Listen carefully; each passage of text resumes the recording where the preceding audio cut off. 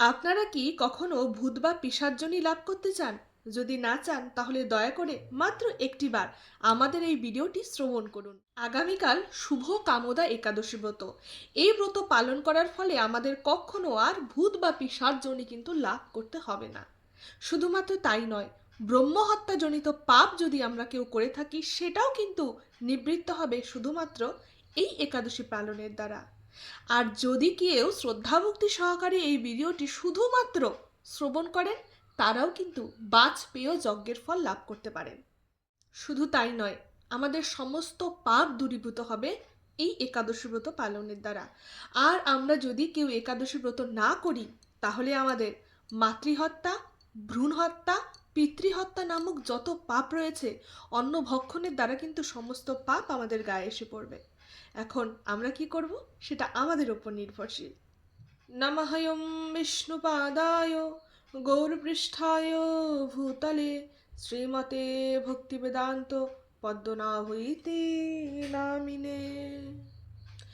গুরুবে গৌরচন্দ্রায় রাধিকাयै তদালয়ে কৃষ্ণায় কৃষ্ণভক্তায় তদ্ভক্তায় নমো নমঃ। হরে কৃষ্ণ কৃষ্ণ কৃষ্ণ হরে হরে, হরে রাম রাম রাম হরে হরে। হরে কৃষ্ণ।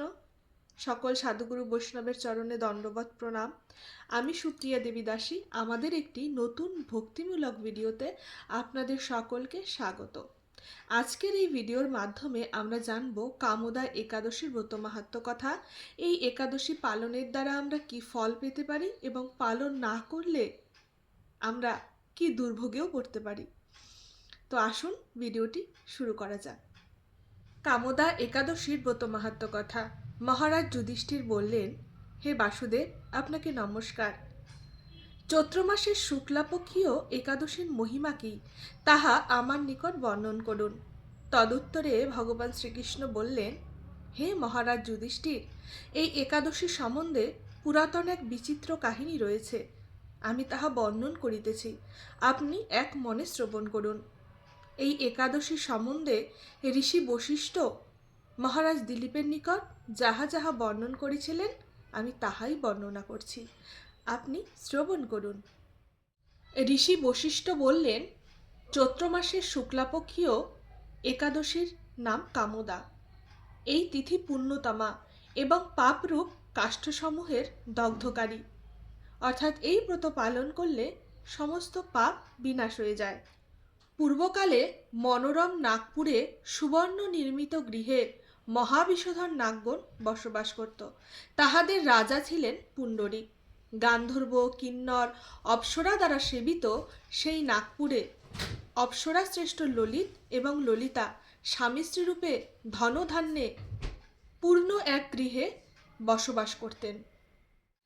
একদিন পুণ্ডরীকের রাজসভায় ললিত একাকী গান করছিলেন। হঠাৎ ললিতার কথা স্মরণ হওয়ায় তাহার গানে ছন্দভঙ্গ হয়। এই কথা কর্কটক নামক এক নাগ বুঝতে পারে এবং তৎক্ষণাৎ তিনি রাজা পুণ্ডরীকের কাছে অভিযোগ জানায়।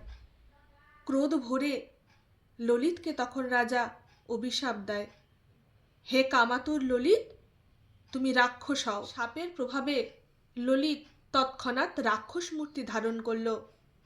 তার মুখ হয়ে গেল গুহার মতো, তার বাহু 10 যোজন বিস্তৃত, চোখ দুটি জ্বলন্ত অগ্নির মতো।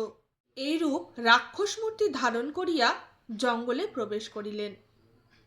কিন্তু ললিতা স্বামীর এই দুরবস্থা দেখে মহা দুঃখে দিনপাত করিতে লাগিল এবং চিন্তায় ব্যাকুল হইয়া উঠিল, কিন্তু স্বামীর সঙ্গ ত্যাগ করিল না। আর নির্দয় ললিত বনে গিয়া রাক্ষস ভক্ষণ করিতে লাগিল। একদিন ললিতা ক্রোধন করতে করতে স্বামীর চিন্তায় তাহার উদ্ধারের জন্য গভীর জঙ্গলে প্রবেশ করিলেন এবং তথায় ঋষ্যশৃঙ্গ মুনির আশ্রমে বিন্দু পর্বতে উপস্থিত হলেন।